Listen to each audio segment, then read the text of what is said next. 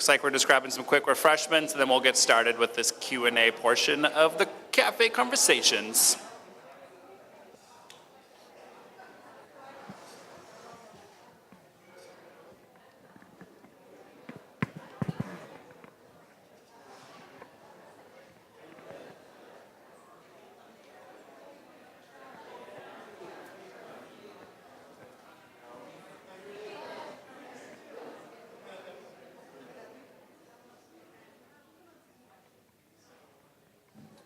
And this looks like a good starting point. So welcome back to the conversation, you guys. We're stoked to have you here. Let's see if we can, I guess we're getting in there. Sorry, I'm a very awkward person, so we'll make it through it together. All right. I just also wanted to say that I'm super excited to be here. I'm super excited that everybody else is here. I'm a super nerd, and I get goosebumps whenever we talk about just people coming together, bringing people back to the table. It's really some powerful stuff. So hopefully we all generated some really robust conversations while we were in our cafe tables. And I think in this portion now, hopefully we've generated a burning question that we would like to engage with our panelists on. So we're going to just kind of work through our tables, and we'll have each table give a question or a comment that will be directed towards the panelists, and we'll just kind of work our way through. So we don't have a real form plan. I think we're just going to start with this table right here, and then we're just going to kind of snake our way through the table, and we'll make it around. Could I make a quick note on microphones just before we use them, because we're all going to be holding them now. If you can hold them pretty close to your mouth, it'll just pick up and everybody can hear it better. Keith, are you the spokesperson? Not the spokesperson. Are you the speaker? I'm a note taker. Okay, John. So repeat the Right, so hopefully we generated a question that we wanted to direct towards our panelists. It could be a question, a comment, any kind of idea that you had that you wanted to share with the panelists. Kind of similar to what we were doing with the Q&As previous to the cafe conversation. Or if you just maybe want to give a tidbit of what your group formulated or any kind of substantial information you got from your conversations. So I'll try to summarize one of the quick or key points from our conversation and translate into a question. And one of the key points was that participatory budgeting is a tool, and it is one of many tools that are available to us. And as a tool, there is an opportunity to use it in new ways, new innovative ways, but there's also the potential to use it to reinforce existing structures. Whether that's who participates or how decisions are made. And so I suppose the question is that true with your experiences or any reflections on how to ensure that it does spur innovation and not just another way to reinforce the current structures?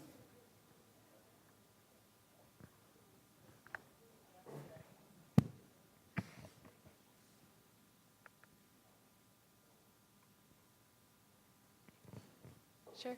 Okay.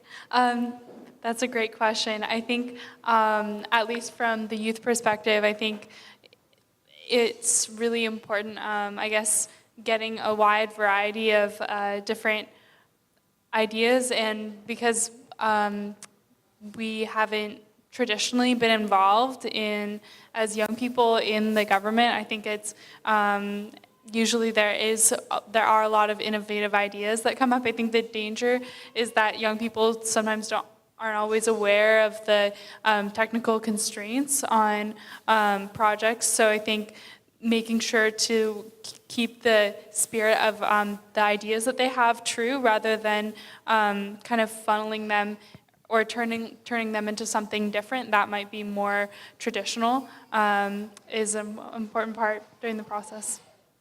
Want to say something? I like how you mentioned it as being a tool.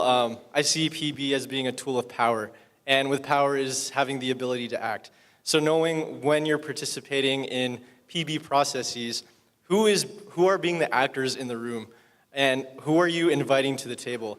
Kind of what Jamal said earlier about, if you're not at the table, you're on the menu. That's an important thing, because you can be eaten up by the agendas that people are trying to force when it comes to what they want out of certain processes. So understanding who's at the table and what impact are you having and what intent do you bring with that is really important to consider.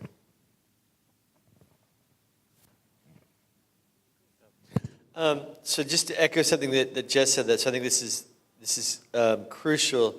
It's thinking about the recruitment stage of participants. So if there's an open call for participants, is it possible for sort of for an initial body to identify what types of individuals from different types of groups?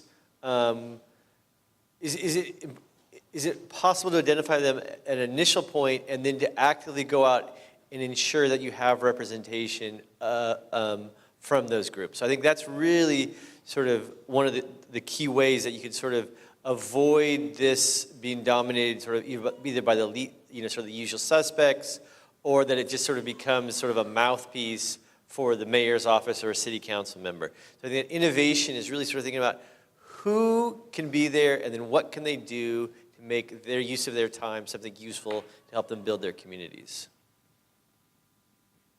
And what I'd add to that from a implementer, practitioner standpoint is to be accountable and transparent. So that's everything from accountability and transparency within each of the programmatic phases.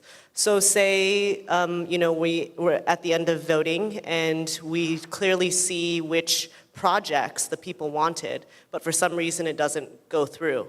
It is important that we as practitioners maintain that level of responsiveness to the people who voted. Anything on the ballot should be able to be implemented. That's the standard that we hold in the city of Seattle. We will put nothing on the ballot that cannot be executed. Similarly, what does accountability look like in the other phases? It looks like communities of color developing metrics that we must be accountable to and hit. If we're not hitting these metrics, the onus is on us to analyze what we're doing and how we can align ourselves with what folks have told us that we should be doing. So I think that's a really important question, innovation in participatory democracy, or participatory budgeting. But I think also is just remember to have fun with it. Keep it engaging, keep it alive. And we also, have to think about outside the box too. What's beyond participatory budgeting, participatory democracy? There's participatory policy making, participatory criminal justice, all these different aspects of participatory democracy that you can really engage in and kind of go around to find new innovative ways to bring things in. So I think that's a really important question. That's something we need to keep in focus when we move forward. And we'll go to the table right behind.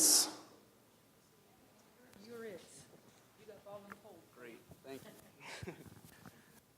I think this is a question pertains to implementation, so maybe Amy might be the best person to respond here. But if you guys have an answer, please go for it.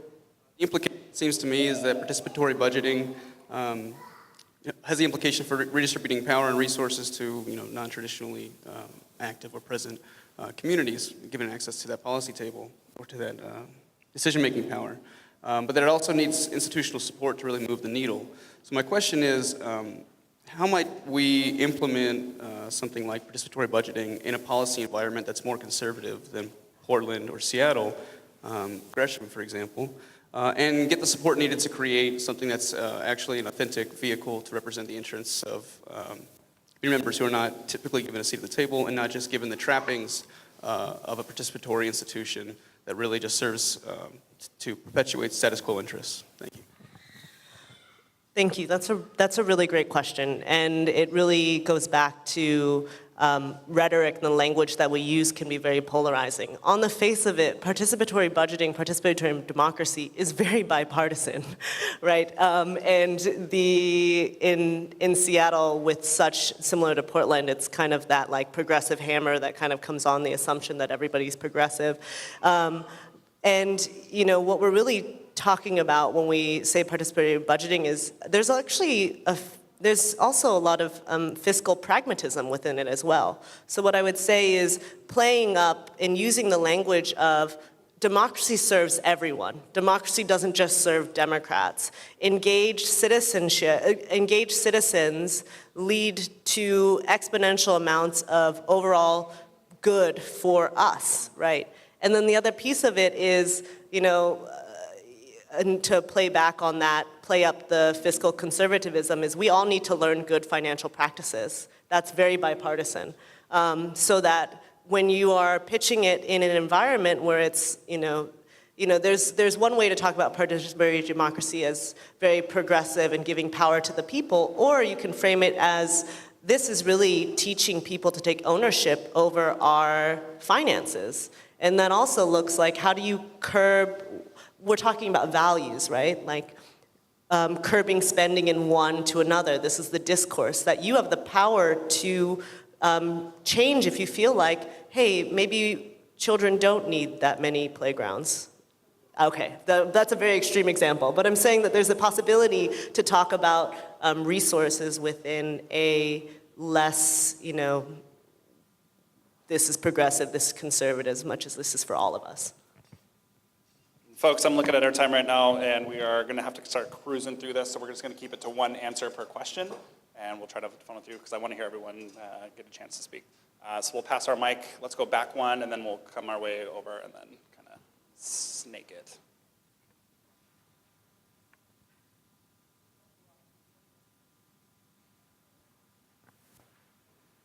Who is your spokesperson? Question, just a question from the table? Comment? Would you like to pass? Because that's really okay. Okay. Because time is a bit of an issue for us right now. How about this table?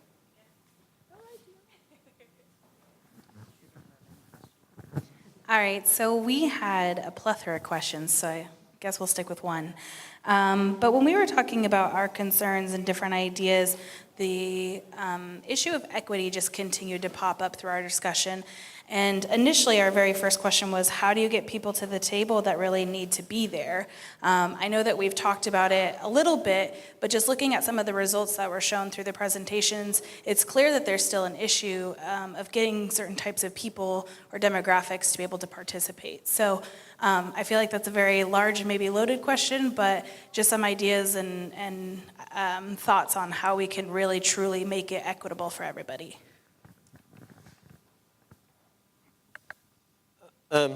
So I think there's two basic ways. One of the ones is that I mentioned earlier, and that's around the issue of recruitment, sort of identifying the groups and sort of making it's a really time-intensive, based on interpersonal relationships, where you try to draw people in. The second way is through program design.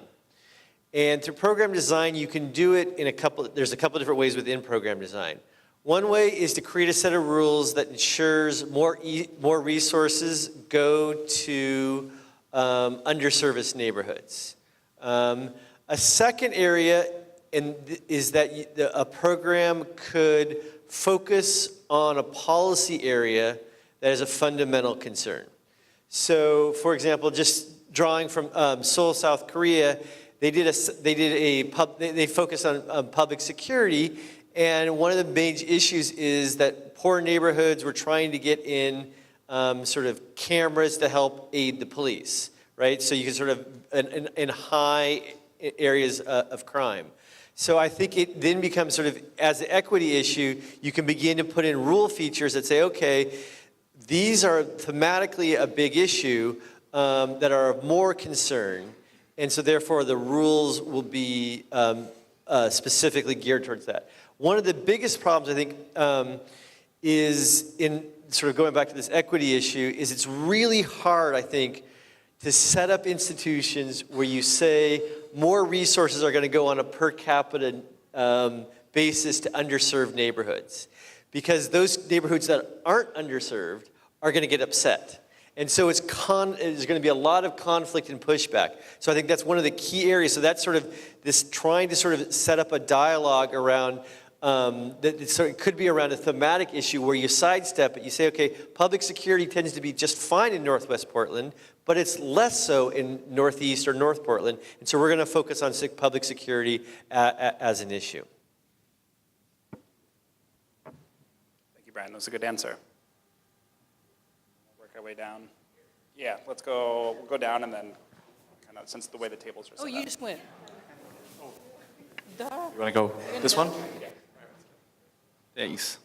So we were the Spanish group. I feel like we focused on the Hispanic community.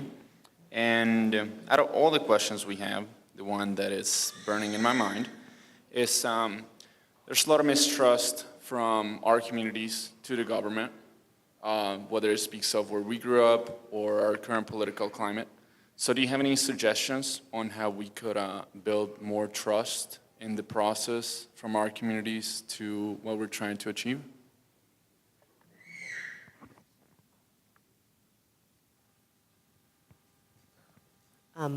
This is going to be an unsatisfying response, but what I'm going to say is it has to come from trusted voices, right? Like you guys are the leaders, right? And I'll say this from my own experience of being a first-generation Vietnamese woman, is if someone who is coming to speak to me from an outside perspective that doesn't know the Vietnamese community about what we should do, I'm going to be immediately very walls up. But I think that there's so much people power within the Latino communities that y'all the leaders, y'all know the answers, and it's actually on the onus of the status quo and the government to create space, and that's on us to create that, right?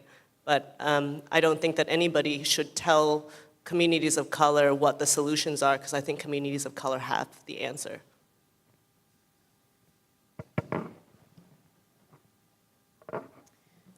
So our table talked about kind of what PB looks like in the reality when a lot of our local jurisdictions are needing to have the conversation about what crucial programs to cut and services to cut.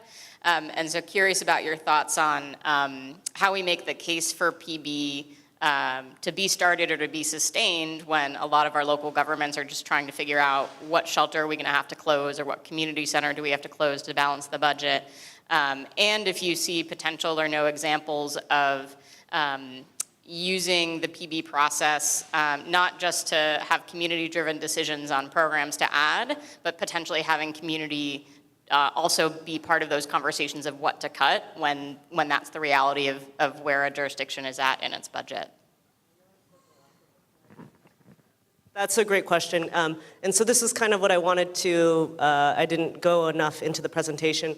The question of why Youth Voice, Youth Choice transformed into Your Voice, Your Choice was, we started as $700,000 because it was a pilot that a former council member was really passionate and championed with our former mayor. And after that year, there was no more money. It was one-time spending. But we knew as a city that we didn't want to give up on participatory budgeting, which means we had to be creative. So we created Your Voice, Your Choice in part because there was an existing program called the Neighborhood Parks and Street Fund, which for decades had been already money earmarked for park and street improvements within neighborhoods. Now, we took that program and that earmarked capital funding and added the participatory budgeting framework on it because, frankly, we needed to be creative.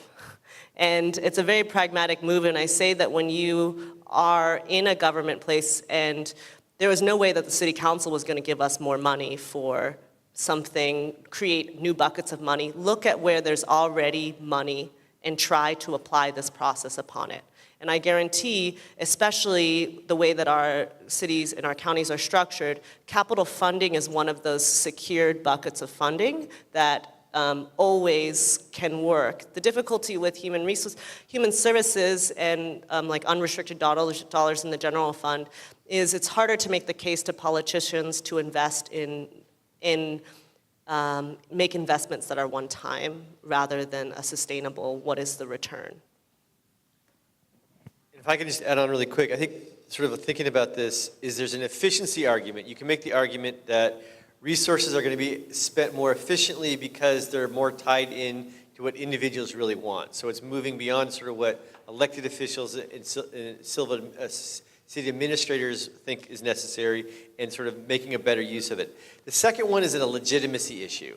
And this is where you begin to see governments doing this in times of crisis because they can legitimize shifting money around on the basis of the number of people who come and their forms of engagement. Just to give you one brief example, there's a case in Lincoln, Nebraska. They didn't call it participatory budgeting, but it was very similar. And basically, they were facing a budget crisis that got a cross-section of the population together to ask them where to cut and how to cut resources, which is a terrible thing to ask citizens to do. But one of the things they did is they came up with this process of here's what we think the priorities are. And then they actually said, but what we think you should do is we should do a short-term tax increase. And then this citizen body actually put pressure on the city council to make it happen. So it was a way of sort of a sidestepping. It wasn't what they were, it wasn't what the creators thought it was going to happen, but it's what it ended up coming out of the process.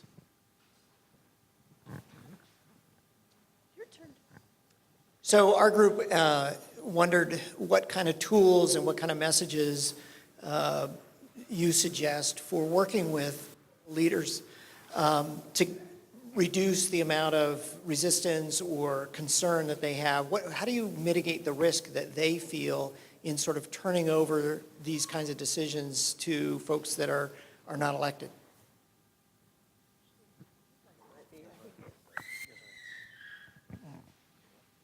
Sorry, can you repeat the last thing you said on that? So, yeah, how do you mitigate the concern that elected officials have in turning over what is ostensibly their job to a non-elected group of folks? Well, I think it starts with representation, because the way they got there was through us, basically. So it's their job to kind of listen to their constituency. And also, they have the task of carrying that out. So understanding what role do they have as an official to kind of sidestep the opinions of their constituency, but also understanding the demands. So I think that's something that is a balancing act for both parties concerning what is the official's role, but what can the constituency provide in terms of communication. And I think that's key in terms of kind of relaying like a strong relationship between a constituent and their elected official. And I'm going to quickly add, Bernie, it might be a matter of framing that this is a partnership. There's not sort of, I have more power than you do now, but we're sharing it in a truly egalitarian way. So possibly that's some messaging that might be resonant for elected officials. Did this table have a spokesperson question, comment? So, whoa, that's loud. The question that kind of rose to the top that hasn't particularly been asked yet at this table was, how do you measure success? So I'll start. So that's a great question. I think for the Youth Participatory Budgeting Program, it was really about how many young people first we were able to get involved, and from what districts, from what communities they were, taking into account the information of what school districts they were a part of, whether they shared their ideas initially and or whether they were actually engaged throughout the whole process and ended up voting, and also the diversity of projects that we were able to produce. Were these projects all serving one neighborhood, or were they going to a variety of places and for a variety of causes that were in need? So yeah, those were the main factors, I would say.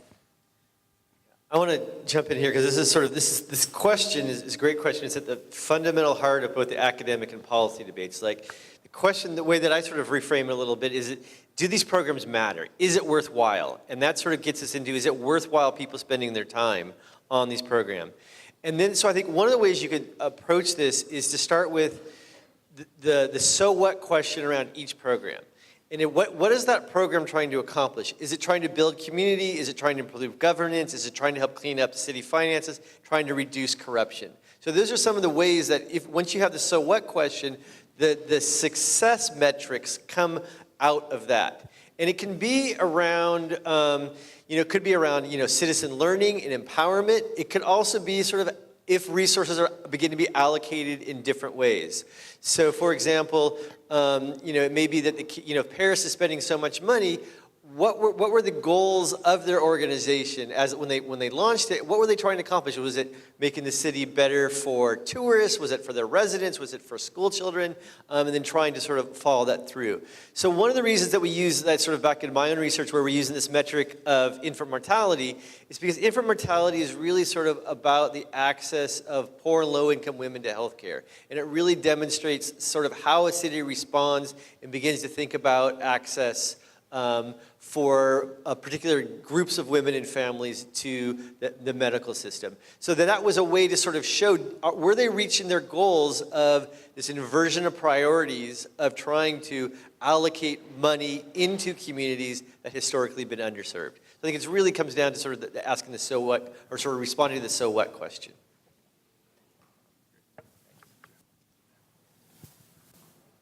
Thank you. So this is sort of it's a process question about how you set up an effective system. So how do we create an effective participatory budgeting process that takes into account the fragmented systems of government that we have? And I think those exist everywhere, but particularly here in Portland. I mean, we've got a city and a county, state government, school districts, Metro, TriMet, all of which are providing different services.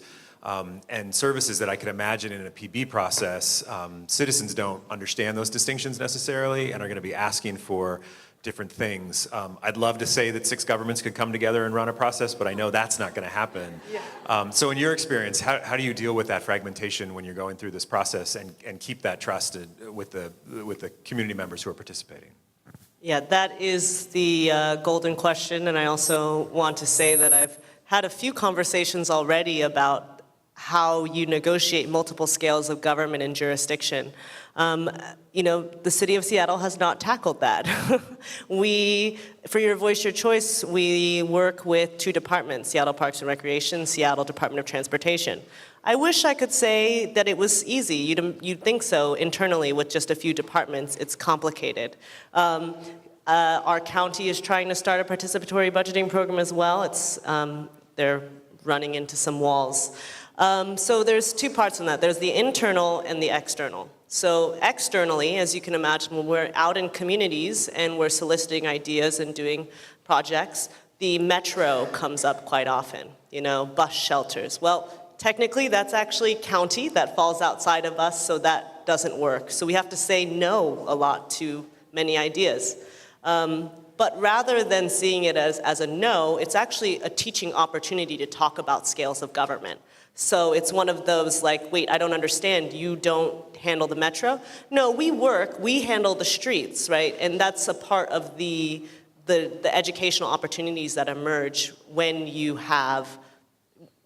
out, right? And then take the internal coordination of it. Sorry, so the question is what advice in terms of process? What I would say is relationships. You definitely need strong relationships to make this work. And it won't work if you don't have strong relationships. And a part of that too is a lot of it is going to be timing. Who is in power, who is in their jobs, and that continuity.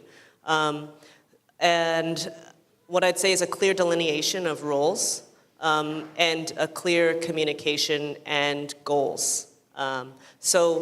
We know you can sit down and map out all of the barriers that exist, and as you're doing your program design, put those barriers in the forefront. And I say this a lot, I say it's not to say have low expectations, but have reasonable expectations. Draw a smaller box, do that box really well, execute to the full point, then use that data as a case to then expand. But don't shoot for the moon right off the bat. That's setting yourself up to fail, and it's defeating. It's defeating for your staff. It's defeating for electeds. It's about calling where you can wins and using it as fuel. Thank you, Amy. All right, so we've got about a minute and a half left. So I just want to get quick 2 more questions, and we'll just try to give some quick fire answers and try to stay in this minute and a half time frame we got. No pressure. All right, is this okay? Our group was wondering how is competition mediated during the PB process between communities over funds and projects? And how do you maintain participation in the face of that? like you mentioned in Seattle, how you have different priorities for different communities, but how do you maintain engagement across all communities? You know, what I'd say is that we have to continue to do better on that. Our engagement strategies changed by tapping community-based organizations that are the trusted partners and folks that can mobilize people. I think first and foremost, recognizing that the city is a government entity with limitations, that we need to have the folks that are actually doing the work as the center of it. So what that means is putting a lot of power and trust within our nonprofit service providers and community-based organizations to drive that work, and then driving our engagement and outreach strategy while supporting them also. But the resource wars is real, and especially within districts, and the disproportionate resources that happen across neighborhoods. And what we do in our project development, which are the 2-hour meetings, is we actually have criteria that center on need at location, and also looking at what are the environment. We actually make people look at those maps, look at collision data, and actually think about when you're evaluating who is being affected by this project. So what are the cultural institutions around there? What communities are there? And we ask them to score and evaluate the projects based off of a criteria equity. Now, does that work all the time? No, people are in their own discretion, but we set up the conversation to put that as the center of criteria.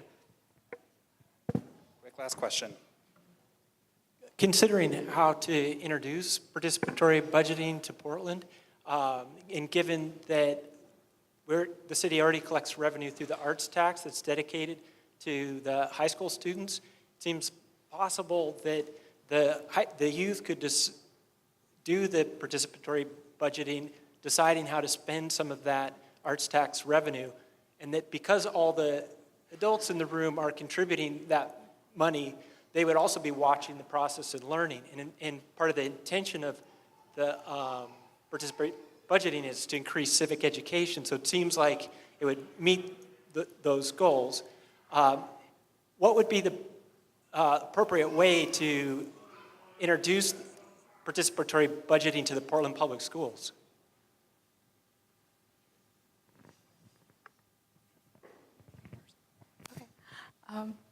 That sounds like an awesome idea. I think it's a great way to go through schools. That's probably the most direct way to reach young people. And I would say just making sure to have young people on your commission, because they are the ones who know the kind of the best access points. Like, for example, like at what time of day to like run meetings in which students come up with the ideas for how to use the money. So I think really making it a partnership between student leaders, you could have an application for that, and the city officials. I would also say focusing on the communities at the school that need it the most. Amy brought up like a great like data picture of like the different pockets that weren't being like historically served. So understanding I'm not sure how the Portland public school system works, if students can like go to schools that are outside of their neighborhood, but like understanding the communities that are at the school and those who haven't been historically listened to, it's important to get those voices instead of hearing from the ones that have already been heard. So that's key in kind of fueling the education in the Portland Public School District. All right, so let's hear it for our panelists here. Thank you, everybody. Good stuff. And let's also hear for you those amazing questions. We're all here for the same purpose. I want to hear a round of applause for you guys too, because you guys are doing incredible. Good questions. I'm going to pass the mic over here to my colleague Nick here, and we've got some fun, exciting activities coming up that he's going to tell you all about. So Nicholas Hash, everybody. Thanks, Ty. Awesome, guys. It's great seeing everyone here today. Like you said, my name is Nick, and I've had the great privilege of helping this wonderful cohort of people bring you all here today. So I just want to let you know how privileged I feel to see all your faces here looking back at me. Today, we're going to let you, guess what, participate in participatory budgeting. Crazy, right? So over the next hour, we're just going to have you weigh in through, we have a couple different ways you can do it. We have a link here. Also, if you registered for this conference, you got an email with this link in it. Oops. And so what we're going to do is have you basically weigh in on how you're feeling and what your thoughts are on this system so far. There is a couple questions just for some boilerplate stuff. There's a couple questions that have ranking systems. One is your highest ranking, so, and everything else in descending order. You can use a smartphone, you can use a computer, and then we also have paper ballots if you don't have access to those things. So I just wanted to bring that up. We're going to be doing that over the next hour throughout our next conversation session, and then we'll be addressing that at the end of the day. Take a look at what you're all thinking. So, next, I'm going to introduce our next round of conversations. So we're basically going to be doing a similar setup to what we did after lunch, but this time y'all get to choose where you're going instead of us choosing for you. So you're going to choose based on those papers back there along the wall and what you signed up for, who your mediator is. There is also, I believe, a few wildcard tables. So if you're not feeling any of those and you want to talk about some crazy stuff, grab the wildcard table. So first of all, we have we're looking at like PB design and outreach, transportation, parks and green spaces, public safety and criminal justice reform, schools, bringing PB to the Portland region, advocating for PB, and then, of course, the wild card that I mentioned. So hopefully we can get a little bit deeper into some of those really amazing questions that you were bringing to us. And I believe we are going to take a 10-minute break after this, and we are going to come back to those conversations. So without any further ado, if you could all just give yourself one more round of applause for me, because the human capital in here is blowing me away. Thank you. All right, everybody, we made it to the end of the day. We're going to take a look at what we've learned and what you guys think about what we have to say. So we asked you a few questions online, and it looks like everyone hopped in on it. So our first question, where do you guys think we should begin implementing the participatory budgeting in the Portland region? It looks like our number one responses are in schools with youth and with discretionary funds. In my personal experience with PB, that's exactly what's working. So it seems like everybody's already on the ball with that. Green spaces are also huge, as you can see. On to the next.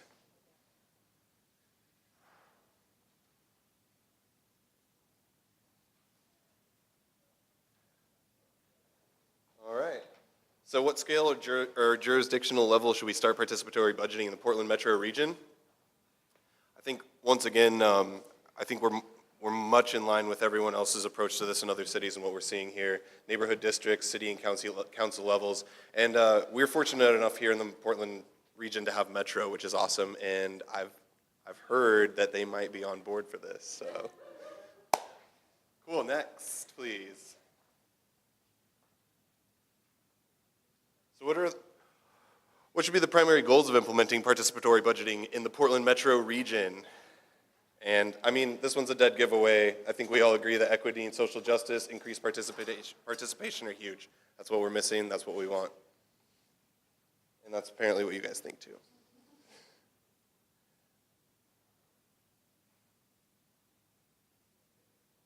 That's it, that easy. So I want to thank everyone for their responses and giving us a better idea of what you think about what we need to do next. So thank you very much.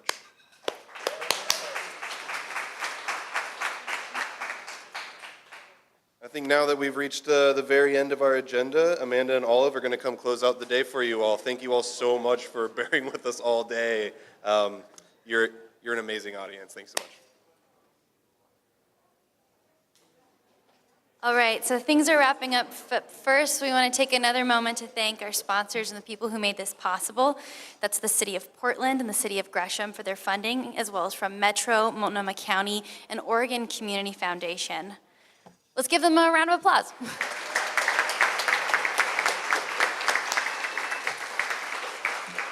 I also want to hear some applause for the Rosewood Initiative for hosting us. Thank you. Wherever there. As well as for Healthy Democracy for bottom lining a lot of this work.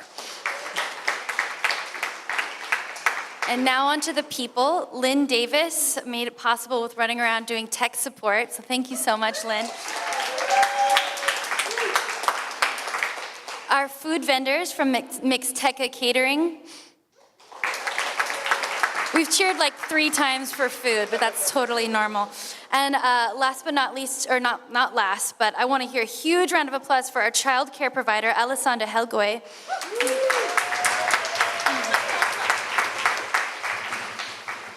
Okay, and the organizers who made this possible: Lee Dayfield, Allison Hilkia, Lynn Davis, Robin Teeter, Gloria Nizejo, Nick Hash, Ty Wilkins, myself, Olivia Louise, Jim Levy, and Amanda Hudson. And finally, all the volunteers who arrived early to help us set up, and all the volunteers who will stay and help us break down.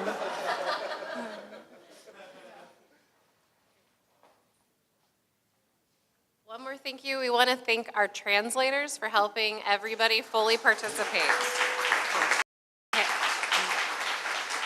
So, thank you for turning in your evaluations, and we use that to pull, so we have some gift certificates to Lily's Market, which is a lovely market out here in East Portland. So, our first winner is Julia DeGraw.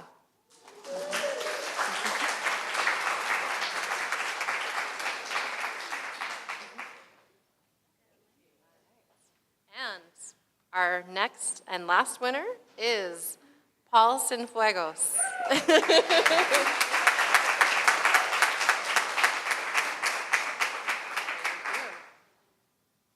And if you're like me and you're feeling a little sad that you didn't win the raffle, we will be emailing a follow-up survey. And for those of you who will have a chance to compete for another raffle prize, which of course everybody wants. But more importantly, we need your feedback. This is important to us, not just get PB in our region, but to get it right. And that means having this be a grassroots, legit, real people's voice tool. So please help us by giving us your evaluations. Thank you so much. And we will be wrapping up here. We're really happy that you guys all stayed with us. But if you want to continue some amazing conversations that you're having, we will be doing happy hour up the street at Level Brewing. It's about 3 miles away from here. And we will be doing that at 4:35 o'clock. So if you'd like to join us, it's a big family-friendly space, lots of seating. So we will be down there and you can meet some people you didn't get a chance to talk to yet. Also, okay, and one more set of thank yous. Thanks to our facilitators. Can we raise your hands, facilitators? Thank you so much. Yes. Good conversations need help sometimes. And also, Michael, for doing the live streaming. Those of us who could not be in the room, and you guys can go look at this. We've recorded it. Awesome. Well, everybody. Calcana Media. Yes, I'm hoping. Okay. Yes, there we go. Okay, and Olive is going to close us out with some thoughtfulness. If you guys are all a little woo like me, let's take a second to just make this have some meaning. So she's going to share with us. All right, so we've heard today from the practitioners and researchers who work on a global and municipal scale, who take this from the realm of data, theory, and the abstractions of democracy and make PB possible through the rigorous implementation. Despite the wide varieties of scales, interests, and different municipal realities, one idea seems to unite us all: a commitment to examining and balancing structures of power at a level that goes even deeper than grassroots.